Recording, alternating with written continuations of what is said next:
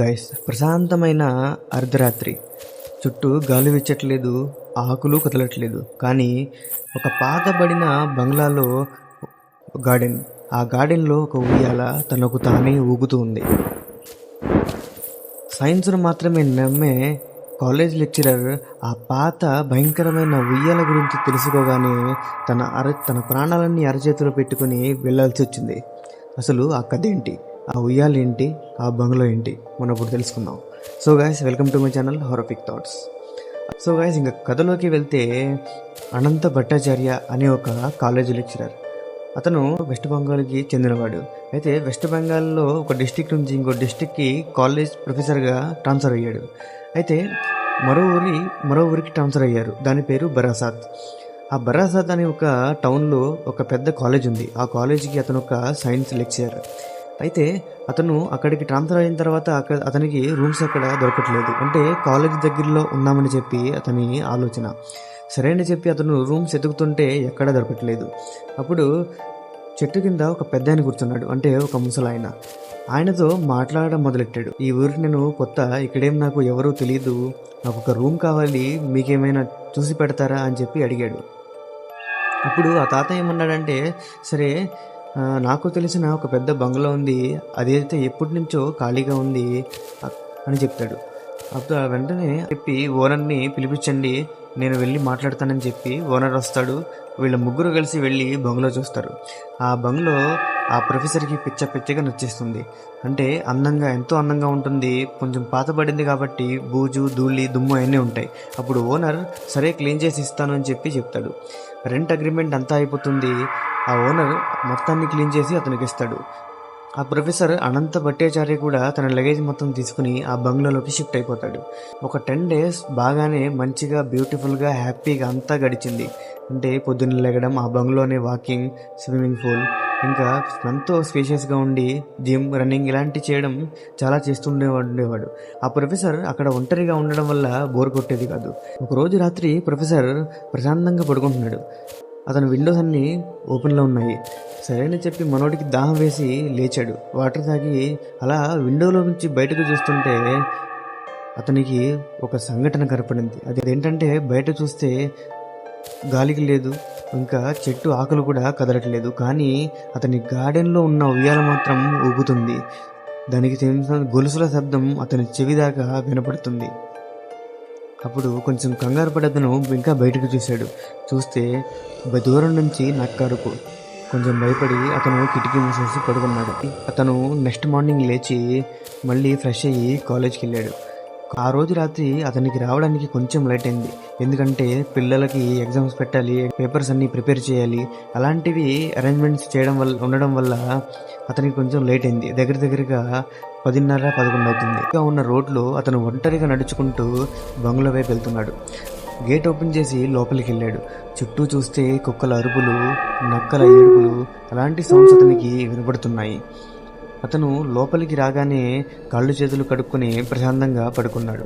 మళ్ళీ అదే రోజు రాత్రి కిటికీ నుంచి బయటకు చూస్తే మళ్ళీ ఉయ్యాలవుతుంది. అదేంటి, అసలు బయట చూస్తే గాలి లేదు, ఒక్క చెట్టు ఆకు కూడా ఊగట్లేదు, ఉయ్యాలేంటి, ఊగడం ఏంటి అని చెప్పి అతనికి ఒక ఆలోచన వచ్చి కొంచెం కంగారు పడ్డాడు. సైన్స్ లెక్చరర్ కాబట్టి పెద్దగా పట్టించుకోలేదు. ఒక 10 days తర్వాత మళ్ళీ కొంచెం లేట్ అయింది. ఎందుకంటే ఎగ్జామ్స్ అన్నీ అయిపోయాయి, ఇంకా రిజల్ట్స్ కూడా రిలీజ్ చేయాలి కాబట్టి పేపర్స్ చెకింగ్ అంతా దానివల్ల లేట్ అయింది. అతను దగ్గరగా అర్ధరాత్రి నడుచుకుంటూ వెళ్తున్నాడు. గేట్ ఓపెన్ చేశాడు. గేట్ ఓపెన్ చేయగానే లోపల నుంచి ఒక వాయిస్ వినపడింది. అదేంటంటే, ఏంటి ఆలస్యం ఈరోజు, ఎందుకు లేట్ అయింది, నీకు తొందరగా రావాలి కదా, ఈ బంగ్లో నియమాలు నీకు తెలియదా అని చెప్పి ఒక వాయిస్ వినపడింది. అప్పుడు అనంత భట్టాచార్యకి భయం వేసింది. గజగజ వణికిపోయాడు. ఎవరబ్బా నాతో మాట్లాడేది, ఈ బంగ్లాలో నేను ఎక్కడనే ఉన్నాను కదా, ఎవరై ఉంటారు అని చెప్పి ఎవరు అడుగుతున్నాడు. అక్కడి నుంచి సౌండ్ లేదు. సరే అని చెప్పి నడుచుకుంటూ అతను లోపలికి వెళ్తే పక్కనున్న ఉయ్యాల మళ్ళీ ఊగుతుంది, ముందుకు వెనక్కు ఊగుతుంది. చుట్టూ చూస్తే ఒక గాలి కూడా లేదు, ఇంకా ఒక చెట్టు ఆకు కూడా అసలు కదలట్లేదు. అప్పుడు వెంటనే బ్యాగ్ అక్కడే వదిలేసి పరిగెత్తడం మొదలెట్టాడు. అప్పుడు ఎవరో అతని కాలును పట్టుకుని లాగేసినట్లు అతనికి అనిపించింది. అప్పుడు వెంటనే అతను అరవడం మొదలెట్టాడు. అరే, నన్ను వదలండి, ఎవరు మీరు, నన్ను వదలండి వదలండి అని చెప్పి బయటపడుతూ అరుస్తున్నాడు. అప్పుడు ఒక్కసారిగా బెడ్ నుంచి లేచి కూర్చున్నాడు. అప్పుడు అర్థమైంది అతనికి అది ఒక పీడకలని చెప్పి వాటర్ తాగి పడుకున్నాడు. సరే అని చెప్పి కిటికీ తెరిచి బయట చూస్తే ఉయ్యాలవుతుంది. అతనికి కంగారు వచ్చిందంతే చాలు. నెక్స్ట్ మార్నింగ్ లేచి ఆ రోజు సండే, కాలేజ్ సెలవు. సరే అని చెప్పి ఒక మర్రి చెట్టు కింద ఒక తాత కూర్చుని ఉన్నాడు. ఆ తాతతో చెప్పాడు, ఇలా ఇలా జరుగుతుంది ఆ బంగ్లాలో, అసలు ఏంటి కథ అని చెప్పి అడిగాడు. అప్పుడు ఆ ముసలి తాత 30 ఏళ్ల క్రితం జరిగిన సంఘటన ఆ అనంత్ భట్టాచారికి చెప్తాడు. అదేంటంటే 30 ఏళ్ల క్రితం ఒక పెద్ద రాజు ఉండేవాడు ఆ బంగ్లోకి. ఆ బంగ్లాలో ఉండే వస్తువులన్న ఆ రాజుకి మహాప్రాణం. ఎవరిని లోపలికి రానిచ్చేవాడు కాదు. చుట్టూ సైన్యం పెట్టుకుని తనే ఒక్కడిగా తన రాజ్య సంపదలను, వజ్రాలను, వైడూర్యాలను, డబ్బును ఒక్కడే ఎంజాయ్ చేసేవాడంట. అయితే ఒకరోజు రాత్రి కొంతమంది దొంగలు ఆ సంస్థానంలో అంటే ఆ బంగ్లాలో చొరబడి వజ్రాలు, వైడూర్యాలు, సంపదను మొత్తాన్ని దొంగిలించి తన సైన్యాన్ని మొత్తాన్ని చంపేశారంట. అప్పుడు ఆ రాజు అదే టైంలో 12 గంటల నుంచి 1 గంటకు అదే ఉయ్యాలలో కూర్చుని ఉయ్యాలొగుతున్నాడంట. అప్పుడు ఆ రాజు ఆ దొంగలను అడ్డుకొని ప్రశ్నించాడు. అంటే, ఎవర్రా మీరంతా, ఎందుకు ఇక్కడికి వచ్చారు, ఎంత ధైర్యం ఉంటే మీరు నా బంగ్లాలోకి చొరబడి నా సంపదలను దోచుకుంటారు అని చెప్పి. ఆ దొంగలప్పుడు ఆ రాజును అదే ఉయ్యాలలో నరికేసి చంపేశారంట. అప్పుడు ఆ రాజు అక్కడికక్కడే అదే ఉయ్యాలలో కూర్చొని చనిపోయాడు. కానీ ఆ రాజు అయితే చనిపోయాడు, కానీ అతని ఆత్మ మాత్రం ఆ ఉయ్యాలను వదలలేదు. ప్రతిరోజు రాత్రి 12 గంటలైతే చాలు ఉయ్యాల ఊగడానికి ఆ ఉయ్యాలలో కూర్చుని ఆ ఉయ్యాలలో ఊగడానికి వచ్చేస్తుందంట. ఆ అనంత భట్టాచారికి ఆ తాత చెప్పాడు. ఆ కథ విన్న తర్వాత అనంత భట్టాచారి అక్కడి నుంచి వెళ్ళిపోయాడు. అదే రోజు రాత్రి ఆ రాజు కోసం వెయిట్ చేశాడు. అంటే 12 గంటలు దాటిన తర్వాత ఆ ఉయ్యాల దగ్గర కూర్చుని అలా వెయిట్ చేస్తూ ఉన్నాడు. అంటే ఆ రాజు వచ్చి ఆ ఉయ్యాలు ఊపితే తనతో మాట్లాడదామని.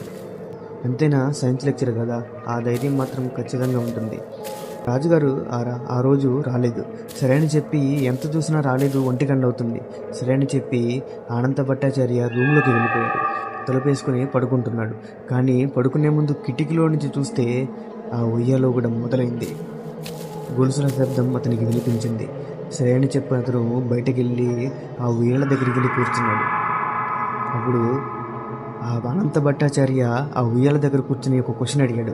అదేంటంటే, ఎవరు నువ్వు డైలీ ఇక్కడికి ఎందుకు వస్తున్నావు, ఆ రాజువి నువ్వే నాకు తెలుసు అని చెప్పంటాడు. అప్పుడు వెంటనే అక్కడి నుంచి ఒక వాసన పడింది. నేనెవరో నీకు తెలుసు, నువ్వు నన్ను చూసావు, నువ్వు నాతో మాట్లాడావు అని చెప్పి ఆ రాజు చెప్తాడు. అప్పుడు వెంటనే ఆ లెక్చరర్ అనంత భట్టాచార్య ఆలోచించడం మొదలెడతాడు.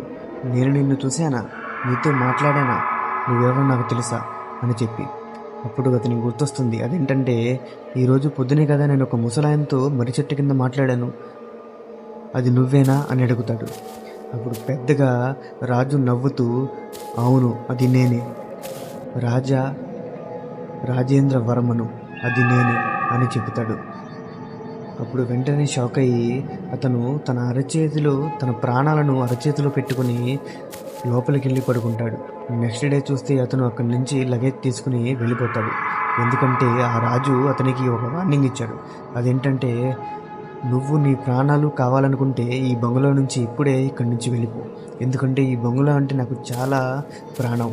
ఇక్కడికి ఎవరు వచ్చినా సరే ప్రాణాలతో వదిలిపెట్టను. నువ్వు కనుక ఈ రోజు ఇక్కడి నుంచి వెళ్ళలేకపోయావా, నేను నీకు చెప్పేస్తానని చెప్పి వార్నింగ్ ఇస్తాడు. సరే అని చెప్పి ఆ లెక్చరర్ అక్కడి నుంచి వెళ్ళిపోతాడు. ఇది ఫ్రెండ్స్ జరిగిన సంఘటన. సో ఇలాంటి బంగ్లాస్ మన సిటీలో కానీ మన టౌన్స్లో కానీ ఇంకా ఉంటూనే ఉంటాయి. ఇలాంటి కథలు మీకేమైనా తెలిస్తే నాకు కామెంట్లో చెప్పండి, మరియు నాకు డైరెక్ట్గా మీరు ఈమెయిల్ కూడా చేయొచ్చు. సో గైస్, నా కథలు కనుక మీకు నచ్చితే నా ఛానల్ని సబ్స్క్రైబ్ చేసుకోండి. ఈ కథ నచ్చితే లైక్ చేయండి, షేర్ చేయండి, సబ్స్క్రైబ్ చేసేయండి. మీ హర్ఫిక్ థాట్స్.